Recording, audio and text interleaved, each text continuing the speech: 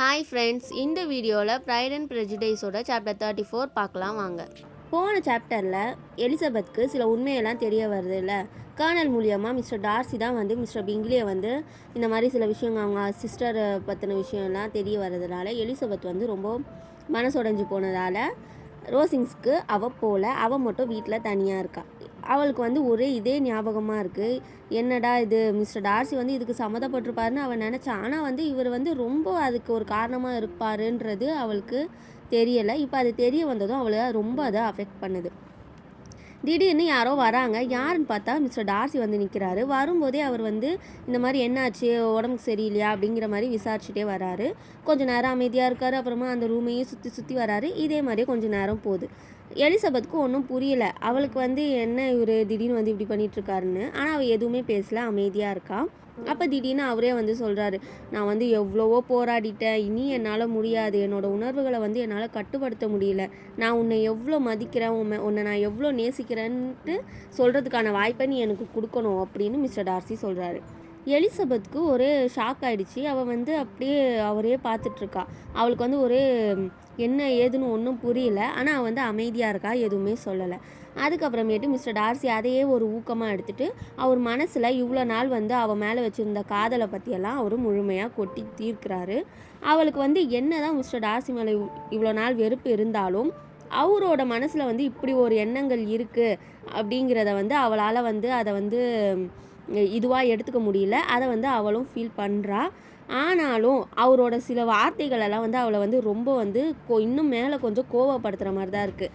என்னென்னா, இந்த மாதிரி வந்து இவரை கல்யாணம் பண்ணிக்கிறனால அவளுக்கு வந்து நிறைய நல்லது, அது அவளுக்கு வந்து இது வந்து ரொம்ப ஒரு ஒரு பெரிய ஆப்பர்ச்சுனிட்டிங்கிற மாதிரி அவர் டார்சி அப்படின்னு தெரியும்ல, அவர் வந்து அந்த மாதிரியெல்லாம் பேசுகிற வந்து இவளுக்கு பிடிக்கலை.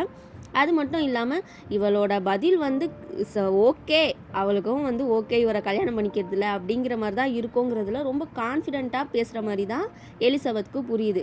இது எல்லாத்தையும் பார்க்கும்போது அவளுக்கு வந்து இன்னும் கொஞ்சம் கோபம் வருது. அவர் பேசி முடிக்கிற வரைக்கும் அமைதியாக இருந்த எலிசபெத் அதுக்கப்புறம் பேச ஆரம்பிக்கிறா. நான் உங்ககிட்ட இதெல்லாம் நான் எதிர்பார்க்கல, இதுவரை வந்து நம்ம 2 பேருக்கும் எதுவுமே ஒத்து போனதில்லை. உங்களுக்கு வந்து இந்த மாதிரி ஒரு மன கஷ்டத்தை கொடுக்கறதுக்காக நான் வருத்தப்படுறேன். ஆனால் அது வந்து சீக்கிரமே சரியாயிரும்னு நான் நம்புகிறேன் அப்படின்னு எலிசபெத் சொல்கிறா. மிஸ்டர் டார்சிக்கு எலிசபெத் என்ன சொல்ல வராங்கிறது நல்லாவே புரிஞ்சிருச்சு. அவள் பேசவே இவரோட முகம் வந்து நல்லா மாறிடுச்சு. ஆனாலும் அவளோட பேசுகிறது, அவள் சொன்ன விஷயம், அவள் வந்து நோ தான் சொல்ல வரான்றது இவருக்கு புரிஞ்சிருச்சு. ஆனால் அதுக்கு வந்து அவர் அதிர்ச்சி அடைஞ்சதோட வந்து கோபமாக தான் அவர் ஆயிட்டார். அவருக்கு வந்து என்ன பண்ணுறதுன்னு தெரியல. அவர் வந்து பஸ்ட் அவுட் ஆகிற மாதிரி ஒரு ஸ்டேஜுக்கு போயிட்டார் மிஸ்டர் டார்சி. என்னதான் அவருக்கு கோபமானாலும் அவர் வந்து அப்படியே அவரை கொஞ்சம் சமாதானப்படுத்திக்கிட்டு சொல்கிறாரு, நான் எதிர்பார்த்த பதில் இதுவா, இப்படி ஒரு நாகரிகமற்ற முறையில் வந்து என்னை வந்து நீங்கள் நிராகரிச்சிருக்கீங்க, ஏன்னு நான் வந்து அதை அறிஞ்சிக்கிறதுக்கு விரும்பலாம், ஆனால் வந்து அது முக்கியம் இல்லைன்னு நான் நினைக்கிறேன் அப்படின்னு மிஸ்டர் டார்சி சொல்கிறாரு. இதே கேள்வியை நானும் திரும்பி கேட்கலாம்னு எலிசபெத் சொல்கிறா. எனக்கு மனவேதனை அளிக்கும் வகையில் தான் இருந்தது நீங்கள் வந்து ப்ரப்போஸ் பண்ண அந்த விதம். என்னவோ உங்களுக்கு வந்து உங்களோட விருப்பத்துக்கும் உங்களோட பகுத்தறிவிற்கும் உங்களோட இயல்பிற்கே எதிராக தான் நீங்கள் என்னை காதலிக்கிறீங்க அப்படிங்கிற ஒரு வார்த்தையை நீங்கள் என்கிட்ட எதுக்கு சொன்னீங்க? இந்த காரணம் போதாதா? இதை தவிர வேறு காரணமும் இருக்குது. என்னோடய சிஸ்டரோட மகிழ்ச்சி, அவளோட வாழ்க்கையே வந்து அழித்த ஒருவரோட எப்படி என்னால் சேர முடியும், எப்படி என்னால் வாழ முடியும், இதுவே போதும்னு நினைக்கிறேன் அப்படின்னு எலிசபெத் சொல்கிறா. இப்படி ஒருத்தவங்களோட வாழ்க்கையில் போய் நீங்கள் உள்ளே குறுக்கிட்டு இந்த மாதிரி 2 பேரோட லைஃப்பை வந்து நீங்கள் கெடுத்துருக்கீங்களே, இதை வந்து உங்களால் மறுக்க முடியாது அப்படின்னு எலிசபெத் சொல்கிறா. மிஸ்டர் டார்சி வந்து அவரோட ஃபேஸோட எக்ஸ்ப்ரெஷனை பார்க்கும்போது இவர் சொன்னதை கேட்டு அவர் அதிர்ச்சி அடைஞ்ச மாதிரியும் தெரியல, கொஞ்சம் வந்து ஒரு மாதிரி கில்ட்டாக ஃபீல் பண்ணுற மாதிரியும் தெரியல. இதை உங்களால் மறுக்க முடியுமா அப்படின்னு மீண்டும் எலிசபெத் கேட்குறா. அதுக்கு மிஸ்டர் டார்சி சொல்கிறாரு, அதை மறுக்கிறதுக்கு எனக்கு எந்த விருப்பமும் கிடையாது. அவங்கள பிரித்ததுக்கோ இல்லை அதில் வெற்றி பெற்றதுக்கோ நான் வந்து ரொம்ப சந்தோஷப்படுறேன்னு மிஸ்டர் டார்சி சொல்கிறாரு. அதுக்கு எலிசபெத் சொல்கிறா, ஆனால் இது மட்டும் இல்லை, அதுக்கு முன்னாடியே உங்களை பற்றி எனக்கு நான் தெரிஞ்சுக்கிட்டேன். மிஸ்டர் விக்கம் வந்து சொன்னார், அதுக்கு என்ன சொல்வீங்க? அவரை வந்து ஒரு ரொம்ப ஏழ்மைக்குள்ளாக்கியிருக்கீங்க நீங்கள். அவருக்கு தர வேண்டியதை தராமல் அதை தடுத்து இருக்கீங்க. இவ்வளவு செஞ்சும் அவரையும் நீங்கள் வந்து தவறாக தான் நீங்கள் பேசுவீங்க அப்படின்னு எலிசபெத் சொல்கிறா. இதுதான் அப்படின்னு மிஸ்டர் டார்சி கத்திக்கிட்டே அவளை நோக்கி வராரு. என்னை பற்றின கருத்து இதுதான் உங்களுக்கு, இப்படி தான் நீங்கள் என்னை மதிப்பிடுறீங்க, இவ்வளோ விளக்கமாக சொன்னதுக்கு ரொம்ப நன்றி. நான் வந்து ஒரு வேளை என் மனசில் இருந்ததெல்லாம் வந்து அப்படியே சொல்லாமல் அதெல்லாம் வந்து கொஞ்சம் சித்தரித்து நான் உங்களை கவர்ற வகையில் நான் பேசியிருந்தேன்னா இந்த குற்றச்சாட்டெல்லாம் இருந்திருக்காதோ அப்படின்ட்டு எனக்கு தோணுது. நான் உங்ககிட்ட சொன்னது எல்லாமே வந்து என்னோட உணர்வுகள், நான் வந்து மனசுலேருந்து நான் என்னோட உணர்வுகளை சொன்னேன். அதுக்கெல்லாம் நான் எந்த வெட்கமும் நான் படவே மாட்டேன். அது எல்லாமே வந்து இயல்பானது.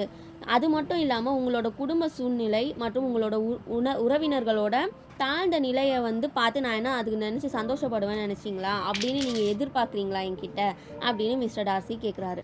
மிஸ்டர் டார்சி பேசுனது எலிசபெத்துக்கு என்னதான் கோபம் ஊட்டினாலும் அவள் வந்து ரொம்ப பொறுமையாகவே சொல்கிறா. மிஸ்டர் டார்சி, உங்களோட ப்ரப்போசலுக்கு நான் வந்து என்னோட பதிலால் உங்களுக்கு வருத்தம் அடைவீங்க, உங்களுக்கு வந்து அது வந்து கஷ்டம் கொடுக்கும் அப்படிங்கிறத தவிர எனக்கு வந்து வேறு எதுவுமே தோணலை. எனக்கு பிடிச்ச மாதிரி என்னை ஈர்க்கிற வகையில் உங்களால் பேசியிருக்கவே முடியாது அப்படின்னு எலிசபெத் சொல்கிறா. அதை கேட்டதும் மிஸ்டர் டார்சிக்கு முகம் மாறிடுது. அப்புறம் திருப்பி எலிசபெத் பேச ஆரம்பிக்கிறா. உங்களை முதல் முறை பார்த்தபோதே உங்களோட ஆணவம், தற்பெருமை, அப்புறம் மற்றவங்களோட உணர்வுகளை வந்து கொஞ்சம் கூட உங்களுக்கு அதை பற்றின கவலை இல்லாமல் அலட்சியமாக நீங்கள் நடந்துக்கிறது வந்து என்னோட மனசில் அது ஆழமாக பதிஞ்சிருச்சு. உங்கள் மேலே இருந்த வெறுப்பு வந்து அந்த டைம்லேயே வந்து ஒரு பேஸ் ஆயிடுச்சு. காலப்போக்கில் அதை அசைக்க முடியாத மாதிரியே ஆயிடுச்சே தவிர அது மாறவே இல்லை. இந்த உலகத்தில் நீங்கள் தான் கடைசி மனிதனாக வந்து என்னை ப்ரப்போஸ் பண்ணால் கூட நான் வந்து உங்களுக்கு ஓகே சொல்ல மாட்டேன் அப்படின்னு எலிசபெத் சொல்கிறா. உடனே மிஸ்டர் டார்சி சொல்கிறாரு, போதுமான அளவு நீங்கள் சொல்லிட்டீங்க, உங்களோட உணர்வு என்னன்றதை முழுமையாக நான் புரிஞ்சுக்கிறேன், உங்களோட டைமை வேஸ்ட் பண்ணதுக்கு என்னை மன்னிச்சிருங்க, நீங்கள் வந்து நல்லா இருக்கணும் அப்படின்னு சொல்லி நான் வந்து மனசார வேண்டிக்கிறேன்னு சொல்லி அவர் அங்கேருந்து போயிடுறாரு. எலிசபெத் மிஸ்டர் டார்சி போனதுக்கப்புறம் அங்கேயே உட்காந்து ரொம்ப நேரமாக அழுகிறா. அவள் அதை பற்றியே யோசிச்சுட்டு இருக்கா. மிஸ்டர் டார்சி வந்து அவகிட்ட திருமணத்திற்காக கேட்டது, அவர் பல மாதமாக அவள் மேலே காதல் வச்சுருக்காரு, காதல் கொண்டிருந்தார் அப்படிங்கிறதெல்லாம் அவள் நினச்சி பார்க்குறா. என்னதான் தன்னோட ஃப்ரெண்டு வந்து தன் சகோதரியை கல்யாணம் பண்ணிக்க கூடாதுன்றதை தடுத்து இருந்தாலும் தன் மேலே இருந்த காதலால் அவர் வந்து என்கிட்ட வந்து ப்ரப்போஸ் கேட்டிருக்காரே அப்படின்னு சொல்லிட்டு அவள் வந்து அதை பற்றியே யோசிச்சுட்ருக்கா. அது அவளுக்கு கொஞ்சம் மனநிறைவாகவும் இருக்குது. ஆனால் வந்து அவரோட கர்வம், அவர் வந்து பண்ணதெல்லாம் வந்து அவர் வந்து கொஞ்சம் கூட கில்ட்டே ஆகலை. அவரோட அக்காவையும் ஃப்ரெண்டையும் பிரித்தது அதுக்கும் அவர் எந்த ஒரு கில்ட்டான மாதிரி தெரியல. விக்ரம் பற்றி சொன்னதுக்கும் அவர் எந்த ஒரு மாற்றமும் இல்லை அவர்கிட்ட. அந்த விதம் எல்லாமே வந்து அவளுக்கு என்னன்னா, இவ்வளோ நேரம் வந்து அவள் வந்து கொஞ்சம் இவ்வளோ நேரம் நடந்ததெல்லாம் நினச்சி பார்த்து கொஞ்சம் மனசு இதானதெல்லாம் அப்படியே போயிடுச்சு இதெல்லாம் யோசிக்கும் போது. இதோட இந்த சாப்டர் முடியுது. Bye friends.